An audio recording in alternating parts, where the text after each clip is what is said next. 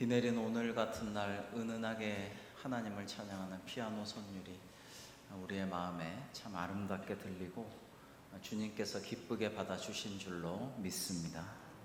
사랑하는 성도 여러분에게 오늘도 주님이 주시는 세상이 줄 수 없는 평안, 세상을 이기는 축복이 함께 하시기를 주님의 이름으로 축복합니다. 마태복음 25장에서 주님은 종말론적인 비유 세 가지를 드셨습니다. 열처녀 비유, 달란트 비유, 그리고 오늘 말씀의 비유 세 가지입니다. 마태복음 25장 31절로 46절에는 심판날에 목자가 양과 염소를 이렇게 구별하여 나누듯이 영원히 상받을 의인과 영벌을 받을 죄인들을 이렇게 좌우로 구분하는 모습이 나옵니다. 영원한 왕이신 임금께서는 의인들에게 말씀하십니다. 내가 굶주릴 때 네가 먹을 것을 주었고, 내가 헐벗었을 때 너희가 나를 옷을 입혀 주었고, 내가 외로울 때 찾아와 위로해 주었고, 내가 옥에 갇혔을 때 와서 위문하였노라. 그러자 의인들이 저희가 언제요? 왕이시여, 저희가 언제 왕을 그렇게 대접한 적이 있습니까? 그 다음에 또 죄인들에게는 그렇게 말씀하십니다. 역순으로 내가 그렇게 굶주렸을 때도 먹을 것을 주지 않았고, 내가 헐벗어 추위에 떨 때도 입혀주지 않았고, 내가 외로울 때 전혀 나를 외면하였고, 내가 옥에 갇혀 있는데도 와보지를 않았노라. 그러자 역시 죄인들도 여쭤보죠. 왕이시여, 저희가 언제요? 왕이 그러신 줄 알았으면 저희가 최선을 다해 섬길 텐데 그런 일이 언제 있었단 말입니까? 그러자 하나님께서 이 임금께서 말씀하시죠. 여기 있는 너희 형제 중에 지극히 작은 자 하나에게 너희가 한 것이 내게 한 것이고, 그 지극히 작은 자 하나에게 하지 않은 것이 내게 하지 않은 것이다. 이렇게 말씀하십니다. 여러분, 말씀 묵상이라는 것, 말씀이 우리 안에 있다는 것 굉장히 중요한 것입니다. 저는 이 말씀을 목회 생활 속에서 그냥 일상에서 종종 떠올리면은 그게 저의 신앙적인 양심을 찌를 때가 있죠. 그러면 어떻게 해요? 행동해야 하는 것이죠. 감옥에 갇힌 분에게 면회를 가거나 그 죄인들, 갇혀있는 수인들에게 말씀을 전하려 할 때에 꼭 오늘의 이 본문이 생각나곤 합니다. 그리고 굉장히 뿌듯하고 주님께 뭔가 한 것처럼 우쭐해지기도 하고 그렇습니다. 근데 혹시 가야 하는데 못 가거나 다른 목회 일정이나 개인 사정이나 또는 가기 싫어서 미루거나 이렇게 할 때에 이 말씀을 생각하면 또 신앙적인 양심이 찔려서 괴로워하다가 또 가고 이렇게 되는 것이죠. 주님께서는 하나님을 사랑하는 자는 내 이웃을 네 몸처럼 사랑하여라, 그렇게 말씀하셨습니다. 사실은 우리가 우리 몸을 끔찍이 위하는 사람들도 있죠. 엄청 내 몸을 사랑하는 사람도 있지만 이웃을 그렇게 사랑하는 사람이 있을까?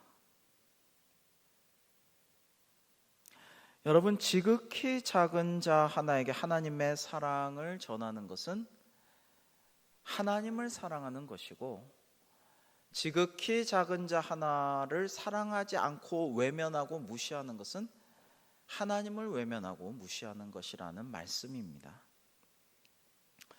코로나19 상황이 닥치자 우리 교우들 중에 정말 이 코로나로 인해서 어려움을 당하거나 급한 일이 있으신 분은 좀 알아보시라고 교구별로 부탁을 드렸는데요. 지금까지는 코로나로 인해서 특별히 급하거나 큰 위기가 있는 분은 없다는 보고를 받았습니다. 그러나 또 워낙 점잖으시고 교회도 어려운데 이래서 말씀 안 하신 분도 있으시겠죠. 여러분 중에 아시는 분이 있고 또 지부나 교구에서 구역에서 정말 그런 분들이 알게 되는 일이 있으면 좀 교회에 말씀해 주시기 바랍니다. 같이 기도하고 섬기고 사랑하고 좀 나눌 것은 나누고 격려하고 위로하고 이런 일을 교회에서 해야 되지 않겠습니까? 주중 새벽에 오늘 주신 본문 말씀을 떠올리고 읽다가 정말 많은 시간을, 여러 시간을 묵상을 그대로 하였습니다. 지난 날들이 이렇게 떠올랐어요.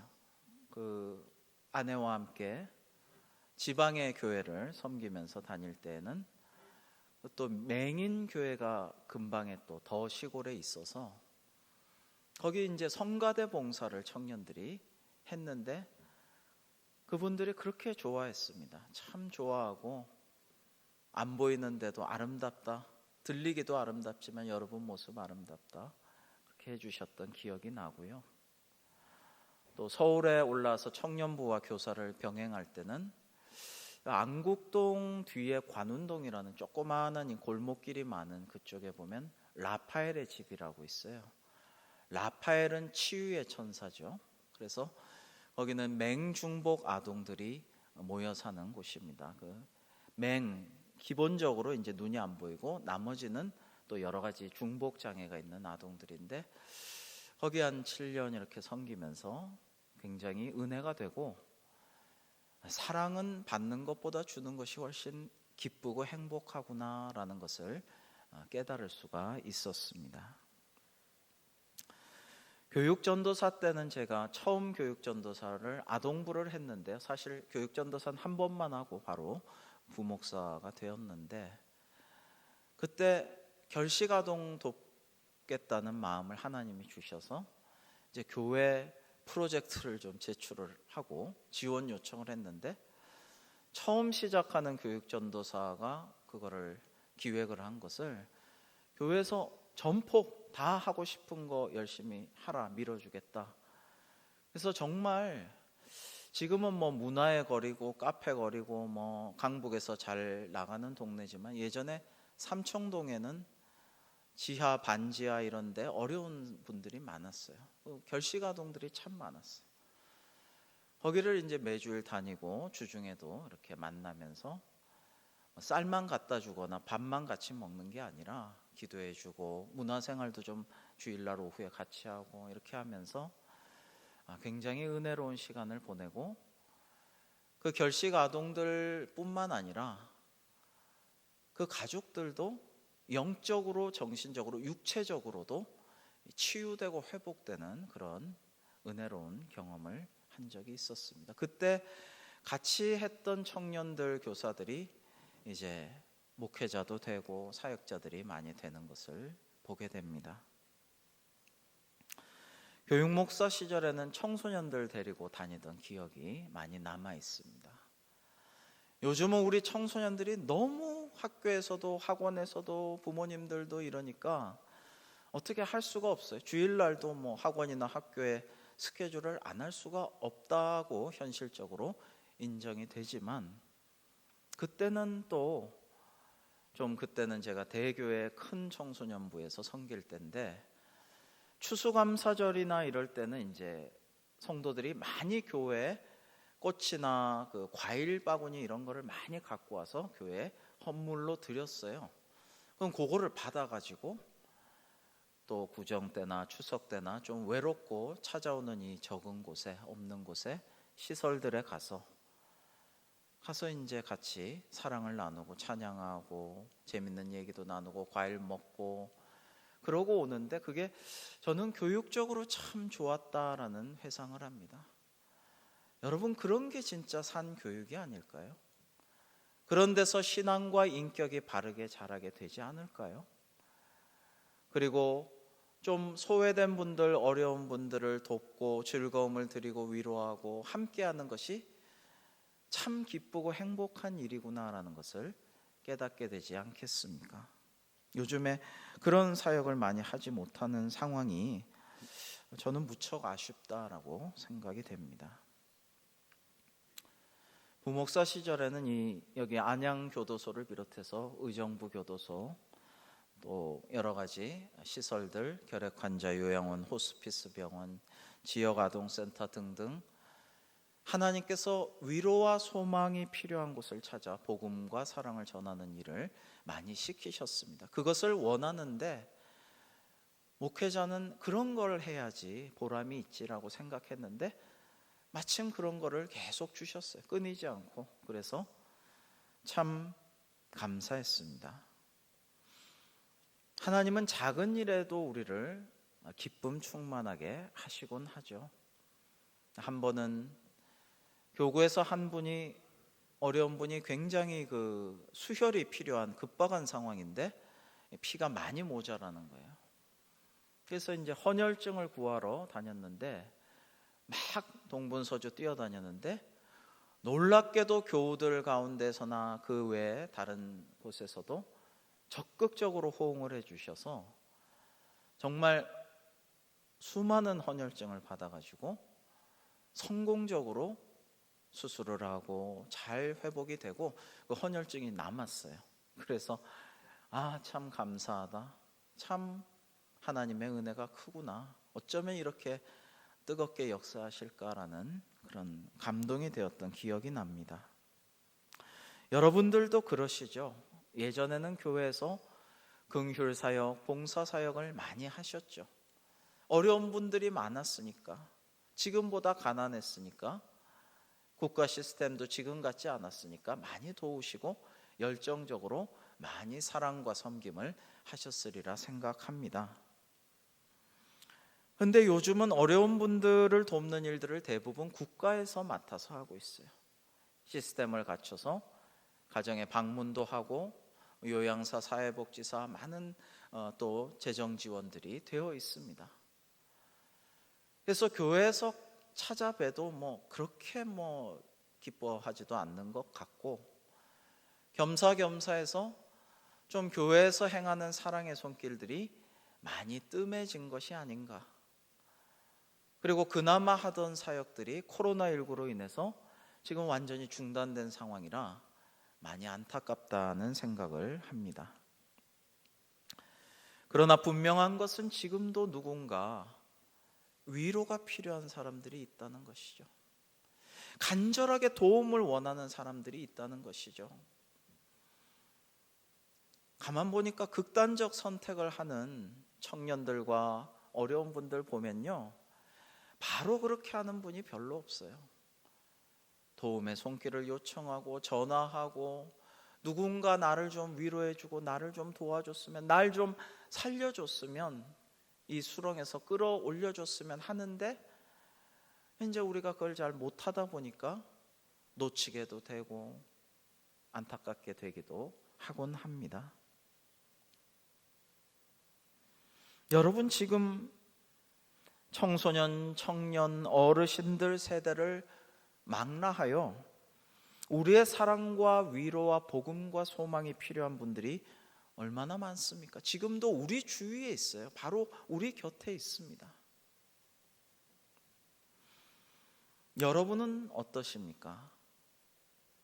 예전에는 어려운 이웃들 긍휼히 여기는 마음으로 많은 봉사를 열정적으로 하신 분들이 요즘은 그런 시대가 아니고, 요즘은 국가에서 나라에서 알아서 하고, 그 다음에 또 별로 반기지도 않고 다 소통도 잘 안 되고, 나는 이제 나이도 많고 예전 같은 물질도 지금은 부족하고, 그 다음에 건강도 요즘은 몸이 아파서 잘 다니기도 그렇다. 그냥 주님 오실 때까지 얼마 안 남은 인생 그냥 조용히 살자. 그러지는 않으십니까? 그런데 주께는 천년이 하루 같고 하루도 천년 같다고 하셨어요. 그리고 우리가 무엇을 하고 무엇을 이루어낼 수 있을까, 이런 것은 우리가 너무 고민할 필요는 없다고 봅니다. 주님께 맡기고 하나님께 맡기고, 우리는 그냥 성경 말씀, 하나님의 말씀, 기도 중에 들려오신 주의 음성에 순종하면 돼요. 하라는 걸 하면 돼요. 최선을 다해서. 내가 은퇴가 1년 남았던지 이미 은퇴해서 지금 나이 연세가 많든지 내가 몸이 아프든지 물질이 부족하든지 상관없습니다. 하나님이 내게 하라고 하시는 일을 하면 돼요. 오늘 본문에서 주신 말씀은 뭐예요? 지극히 작은 자 하나에게 사랑을 베풀고 돌보고 섬기고 기도해 주라는 말씀이죠. 제가 섬기던 교회에서 굉장히 먼 곳에 있는 분이 와서 좀 기도해 주고 예배 좀 인도해 달라 그래서 이제 먼 데를 갔는데 깜짝 놀랐어요. 이분은 맏며느리인데 집안은 뭐 경제적으로는 어려움이 없는데 맏며느리인데 정말 노년에 많이 연세가 든 시어머니가 수발을 들고 있어요. 왜냐하면 누워서 침대에서 전혀 움직일 수가 없는 상태이기 때문에 사고를 당해가지고 전혀 침대 밖을 못 나. 그렇게 10년 됐대요. 그런데 예배하고 기도하고 이제 뭐 다과를 나누는데 계속 전화를 하셔요. 이분이 전화가 오고 지금처럼 카톡은 없었지만 계속 전화하고 문자를 주고받습니다. 그걸로 전도해요. 위로하고 격려하고 칭찬하고 때로는 나무라면서 이 사람은 나 같은 사람도 하나님을 찬양하고 전도하고 이렇게 격려하고 하는데 뭐 그 정도 가지고 그래 힘내 그러면 힘 빠져서 하소연 하던 사람 그렇지 내가 언니보단 낫지 이러면서 힘을 내요. 여러분 연세가 많이 들어도 몸이 아프셔도 물질이 예전 같지 않아도 정말 연약하고 위로가 필요한 사람을 위해서 기도할 수 있습니다. 중보해 줄 수 있습니다. 전화하거나 카톡에서 격려할 수 있습니다. 칭찬할 수 있어요. 그러면 그 사람이 그 영이 여러분의 기도와 격려로 위로로 살아날 수가 있어요. 죽을 수밖에 없는 생명이 살아날 수도 있습니다.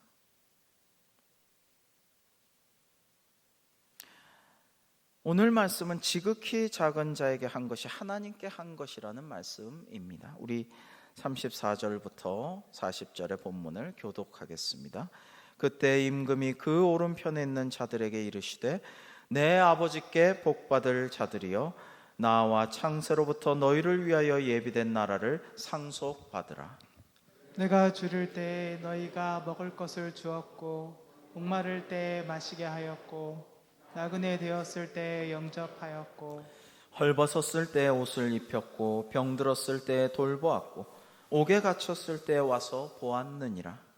이에 의인들이 대답하여 이르되 주여 우리가 어느 때 주께서 줄이신 것을 보고 음식을 대접하였으며 목마르신 것을 보고 마시게 하였나이까.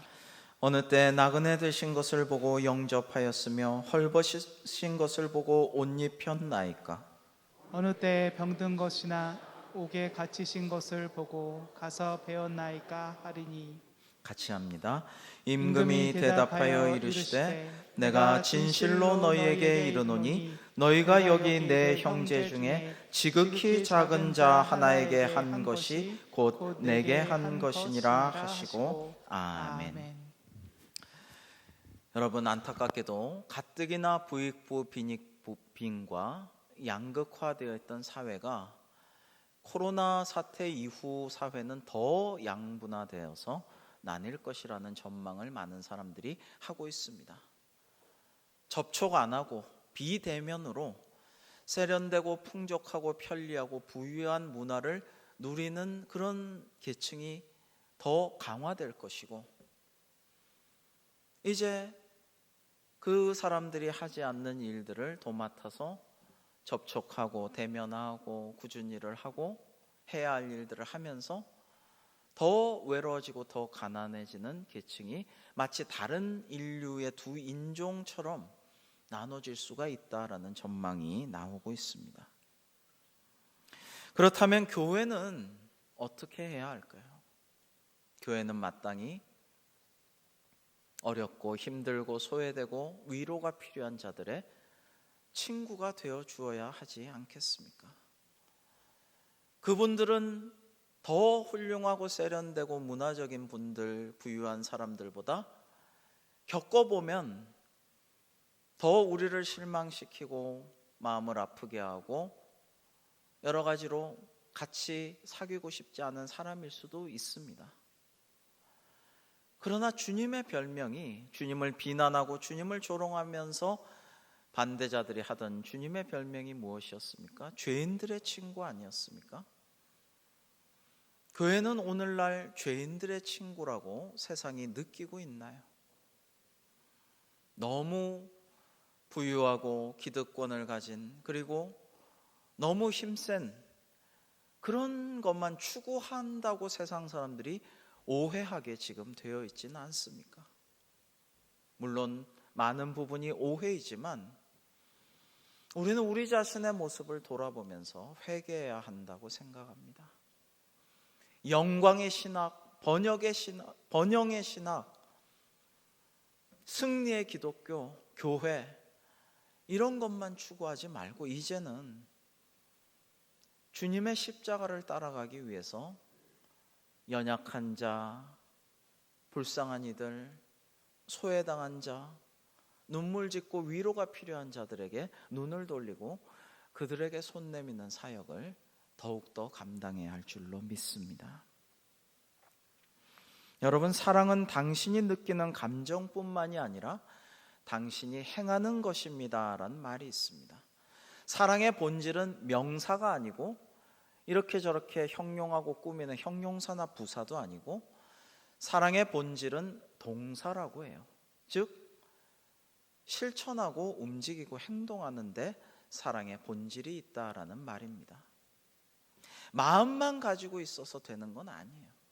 우리가 그리스도인으로서 교회 다니면서 어려운 사람, 이웃을 사랑하라는 주님의 말씀, 그런 마음 없는, 생각 없는 사람이 어디 있겠습니까? 다 그런 마음, 생각은 갖고 있죠. 그러나 그 마음을 연민이나 동정으로 그칠 게 아니라 행동으로 옮길 때 주님의 사랑이 이 세상을 빛낼 수가 있게 되는 것이죠. 목회를 마치고 은퇴하신 한 목사님께서 가출 청소년들, 불우한 청소년들과 함께 생활하는 생활 공동체를 좀 다닌 적이 있어요. 제가 섬기던 교회가 그 공동체를 지원을 하면서 봄과 가을에 한 번씩 가서 좀 교제하고 하루 종일 같이 지내는 그런 시간들이 참 기억이 납니다. 그 이름을 참 잘 지었어요. 이 은퇴하신 목사님이 기가 막힌 이름을 지었어요. 이 공동체의 이름은 그 나라 공동체예요. 그 나라는 뭐예요? 하나님 나라죠. 천국이죠. 천국이 여기 있다 저기 있다 할 게 아니라 우리 안에 있는 거예요. 주님이 임하시면, 주의 성령께서 함께 하시면, 우리 안에 주의 성령이 임하시면 그 나라가 임하는 것이죠. 그걸 꿈꾸면서 그 나라 공동체를 세우셨는데, 가면은 예배드리고 우리 교역자들하고 거기 청소년들하고 교사들하고 거기 목사님하고 막 이제 어울려서 이제 그 다음에 놀아요. 축구도 하고 배구도 하고 족구도 하고 게임도 하고 놀아요. 근데 이제 그렇게 막 하다 보면 게임 자체도 즐겁지만 이 친구들이 이기고 싶어요. 지면 되게 싫어하더라고요. 꼭 한번 이기고 막 신나하고 싶어요. 그래서 그걸 좀 눈치채고 저희들이 조금 이길 만한 경기도 좀 져주고 그럼 너무 좋아요. 아주 눈치 안 채게 멋있게 살짝 져줘야 되는데 그러면 너무 행복해요. 기뻐하고. 그리고 저는 뭐 개고기를 사 먹은 적은 없는데 누가 대접하시면 먹지만 개고기를 즐기지를 않는데 기억이 나는 것이 한 번은 통게를 잡아가지고 그야말로 다라이죠. 큰 다라이에 게 한 마리 넣고 그걸 그 자리에서 찢어가지고 수육을 다 같이 둘러서 수십 명이 나눠 먹었는데 맛은 기억 안 나지만 참 행복하고 따스하고 하나님의 나라가 이곳에 임한다. 하나님의 나라가 통계와 함께 있느니라. 뭐 이런 생각이 속으로 들었던 기억이 납니다. 오늘 말씀 다음에는 그런데 준엄한 말씀이 이어지죠. 우리 41절로 46절을 교독하겠습니다. 또 왼편에 있는 자들에게 이르시되 저주를 받은 자들아 나를 떠나 마귀와 그 사자들을 위하여 예비된 영원한 불에 들어가라. 내가 줄일 때 너희가 먹을 것을 주지 아니하였고 목마를 때 마시게 하지 아니하였고 나그네 되었을 때 영접하지 아니하였고 헐벗었을 때 옷 입히지 아니하였고 병들었을 때와 옥에 갇혔을 때 돌보지 아니하였느니라 하시니 그들도 대답하여 이르되 주여 우리가 어느 때 주께서 줄이신 것이나 목마르신 것이나 나그네 되신 것이나 헐벗으신 것이나 병드신 것이나 옥에 갇히신 것을 보고 공양하지 아니하더이까. 이에 임금이 대답하여 이르시되 내가 진실로 너희에게 이르노니 이 지극히 작은 자 하나에게 하지 아니한 것이 곧 내게 하지 아니한 것이니라 하시리니 그들은 영벌에 의인들은 영생에 들어가리라 하시니라. 아멘. 아멘. 여러분 무서운 말씀 아닙니까? 그러나 이건 역시 주님의 말씀입니다. 허투루 듣지 말고 이것도 똑같은 앞에 놀라운 천국을 상속받으라 이 복받은 자들이여 이 말씀과 똑같이 준엄하게 마음에 새기고 우리 삶에서 실천해야 하겠습니다. 순종하면 영원한 상이, 불순종하면 영벌이 있을 것이기 때문입니다. 제 친구가 있는데 참 학자풍이고 굉장히 점잖고 신사적이어서 공부해서 학자를 하는 것이 제일 맞겠다라는 스타일인데 미국에 유학해서 잘 공부 마치고 이제 박사도 들어가려고 하고 거기서 개척교회도 이제 하다가 너무 고생하고 없는 살림에 너무 애를 써가지고 병이 크게 들었어요. 그래서 박사를 못하고 돌아와가지고 이제 고향에 강원도에 가서 개척교회를 열심히 하는데 말씀도 잘 전하고 사랑도 많고 참 점잖고 인격이 좋지만은 몸이 너무 안 좋아서 할 수가 없어요.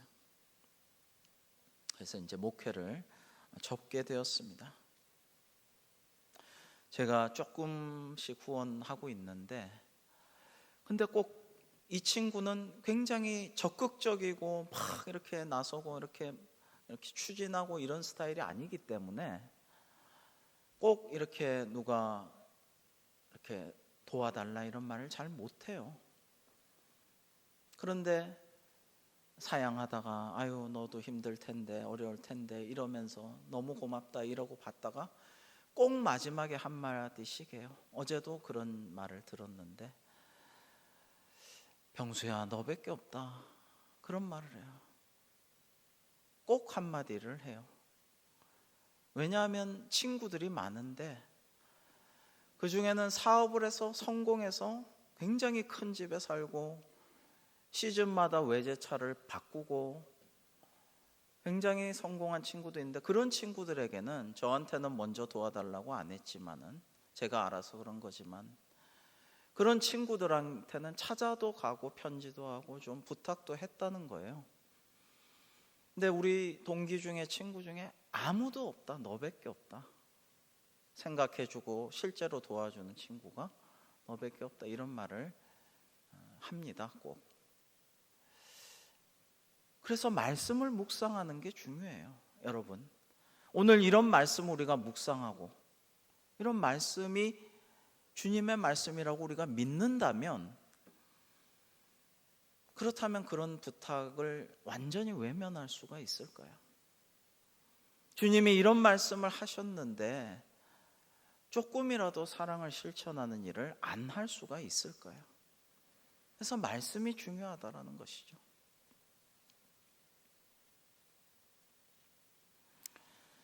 여러분 교회라는 것은 사실은 세상을 위한 존재입니다.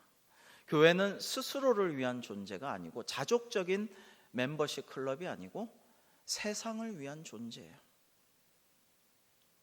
하나님이 세상을 이처럼 사랑하사 독생자를 주셨으니 이는 그를 믿는 자마다 멸망하지 않고 영생을 얻게 하려 하심이라고 하셨잖아요.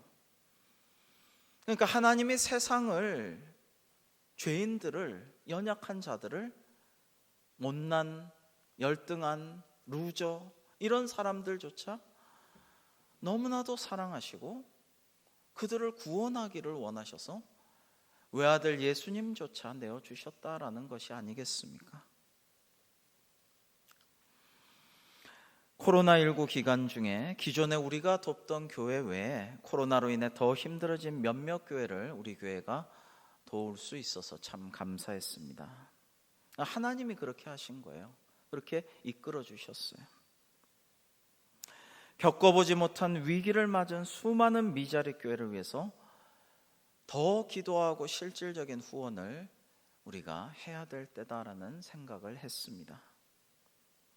여러분, 작년에 정말 힘든 상황에서 올해를 맞이하자마자 터진 코로나 때문에 가뜩이나 갈수록 어렵고 버티기 힘들던 미자립 교회들이 코로나 때 어떻게 되겠어요?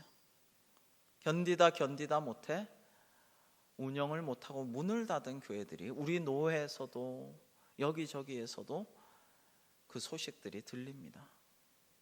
그래서 생각했어요. 이거 지금 제가 기도하고 알아보고 더 도와야지 이러는 교회들을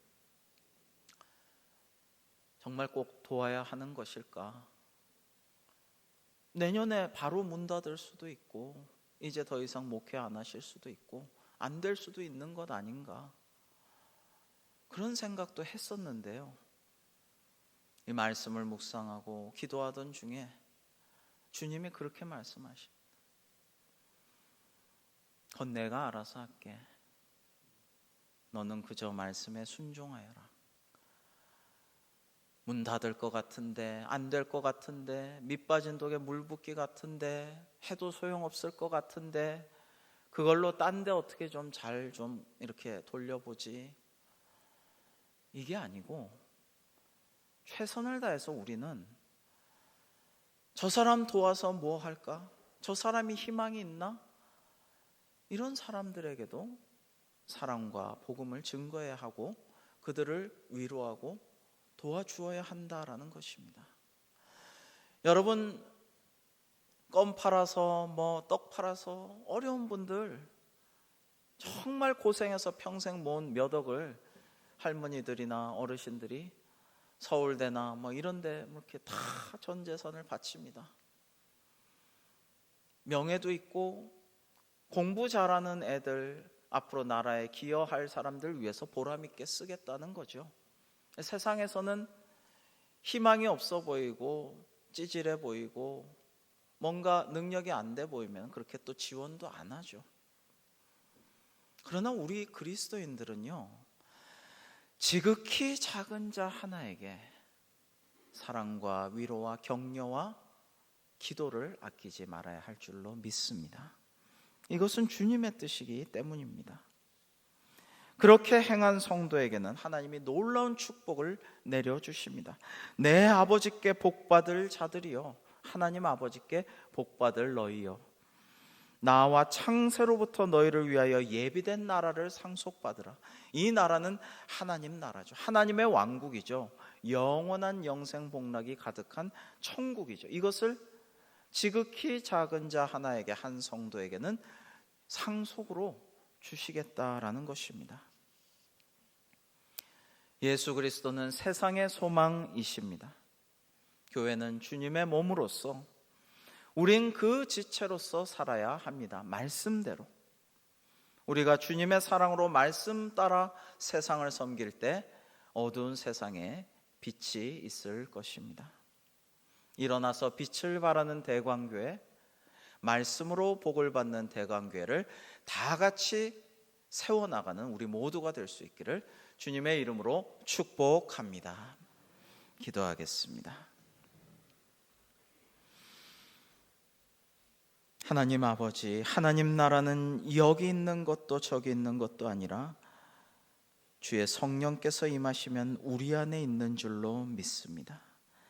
하나님께서 우리의 마음을 다스려 주시면 하나님의 나라가 우리 안에 임할 줄 믿습니다.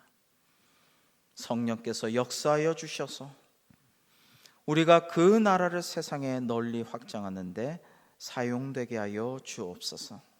지극히 작은 자에게 이 어려운 때에 주님의 복음과 사랑을 전하여 에스겔 골짜기의 마른 뼈들과 같은 수많은 고통당하고 슬퍼하며 소외된 이들이 하나님의 군대처럼 일어나는 놀라운 역사가 있도록 저희를 사용하여 주시기를 원하오며 예수님의 이름으로 기도합니다. 아멘.